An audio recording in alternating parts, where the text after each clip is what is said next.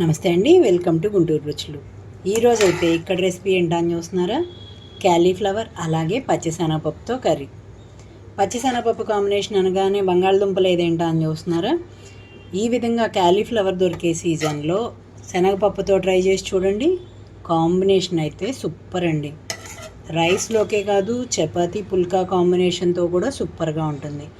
దోశ ఎవరైనా మీరు కర్రీతో ఇష్టపడే వాళ్ళకు కూడా దోశ కాంబినేషన్తో కూడా సూపర్గా ఉంటుంది. మరి ఇంకెందుకు ఆలస్యం, ఈ విధంగా ట్రై చేసి చూడండి. ఈరోజైతే ఇక్కడ రెసిపీ క్యాలీఫ్లవర్ అలాగే పచ్చిశనగపప్పుతో కర్రీ.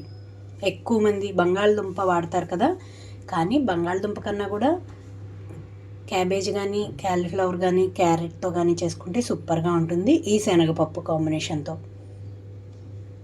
ఇక్కడైతే నేను ఒక క్యాలీఫ్లవర్ మీడియం సైజుది ఒకటి తీసుకున్నాను. అలాగే పచ్చిశనగపప్పు వచ్చేసి 2 గంటల పాటు నానబెట్టుకున్నాను. ఇక్కడ ఉల్లిపాయ పెద్దది ఒకటి, పచ్చిమిరపకాయలు 2, టమాటోలు ఒక 2 తీసుకున్నాను, కొద్దిగా కొత్తిమీర. మిగిలిన ఇంగ్రీడియంట్స్ అన్నీ వీడియో చేస్తూ చెప్తాను. ఇక్కడైతే స్టవ్ ఆన్ చేసి పాన్ పెట్టుకున్నాను. ఇందులోకి నేను 3 టేబుల్ స్పూన్స్ వరకు ఆయిల్ తీసుకున్నాను. ఇక్కడ ఆయిల్ అంతా హీట్ అయిన తర్వాత తాలింపు గింజలు, ఎండుమిరపకాయలు వేసుకున్నాను. అలాగే 4-5 కరివేపాకు రెమ్మలు కూడా.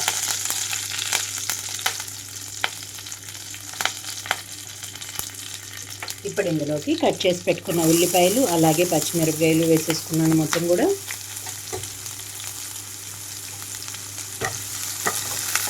లో ఫ్లేమ్లో ఉంచి ఉల్లిపాయలు కొంచెం కలర్ మారే వరకు వేయించుకుంటున్నాను.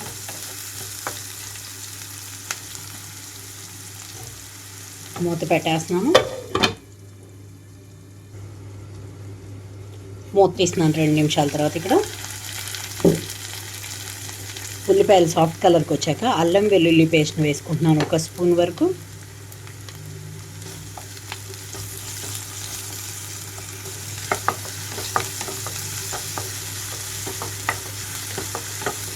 ఇక్కడ ఉల్లిపాయలతో పాటు ఇది కూడా వేగితేనే మంచి వాసన కూడా కూరకి, అంతేకాదు మంచి టేస్ట్ కూడా.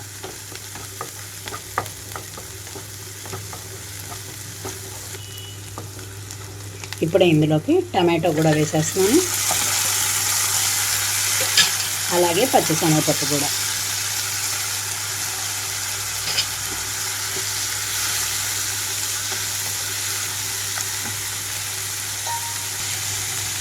ఇప్పుడు ఇందులోనే రుచికి తగినట్లుగా సాల్ట్, అలాగే కొద్దిగా పసుపు, కారం కూడా వేసేసుకుంటున్నాను.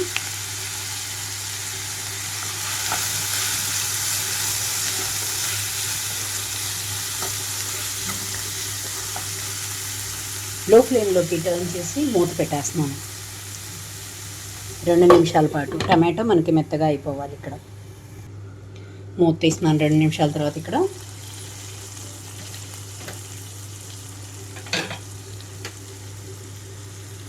టమాటో మెత్తగా అయిపోయింది.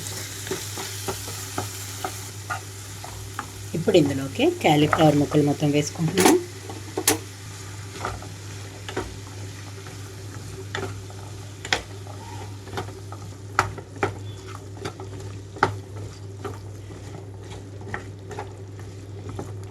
ముందుగానే వాటర్ వేయకుండా 5 నిమిషాల పాటు మూత పెడుతున్నాను.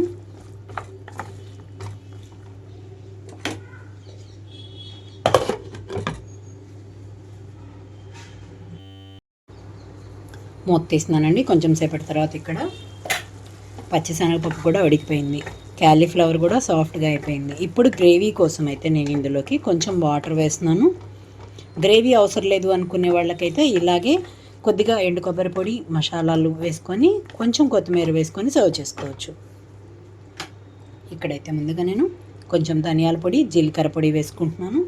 అలాగే ఎండు కొబ్బరి వచ్చేసి నేను 3 స్పూన్స్ వరకు వేస్తున్నాను. ఇందులో మీరు పచ్చి కొబ్బరి పేస్ట్ ఉన్నా కూడా వేసుకోవచ్చు.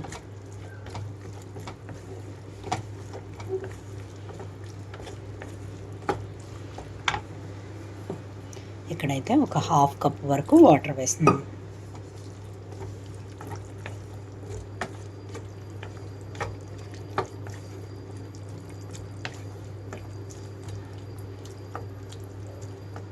మూత పెట్టేసి మగ్గనిస్తున్నాను. ఇక్కడ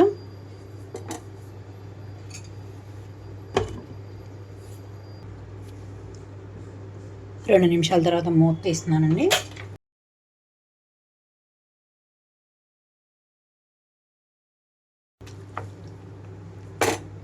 మూత పెట్టేసి 5 నిమిషాల పాటు లో ఫ్లేమ్లో ఉంచుతున్నాను. ఇక్కడ మూత తీస్తున్నాను. ఇక్కడ నేను కర్రీ అంతా ఉడికిన తర్వాత ఫైనల్గా కొంచెం కొత్తిమీర చల్లేసి స్టవ్ ఆఫ్ చేసేస్తున్నాను. చూసారు కదా, చక్కగా రైస్లోకి, అంతేకాదు చపాతీ పుల్కా కాంబినేషన్లోకి లేదా వెజిటబుల్ రైస్లో కూడా సూపర్గా ఉంటుంది. మరి ఇంకెందుకు ఆలస్యం, మీరు కూడా ఈ విధంగా ట్రై చేసి చూసి మీరు మీ ఒపీనియన్ అయితే కామెంట్ బాక్స్లో పెట్టండి. అలాగే మీలో ఎవరైనా మా వీడియో ఫస్ట్ టైం కానీ చూస్తున్నట్లయితే ప్లీజ్ మా ఛానల్ని సబ్స్క్రైబ్ చేయండి. అలాగే మా వీడియోస్ని లైక్ చేస్తూ షేర్ చేయండి. పక్కనే ఉన్న బెల్ ఐకాన్ ఆల్ ఆప్షన్ని క్లిక్ చేస్తే మేము ఇలా వీడియో పోస్ట్ చేయగానే మీకు అలా నోటిఫికేషన్స్ వస్తాయి. Please encouragement. Thank you for watching. Thank you.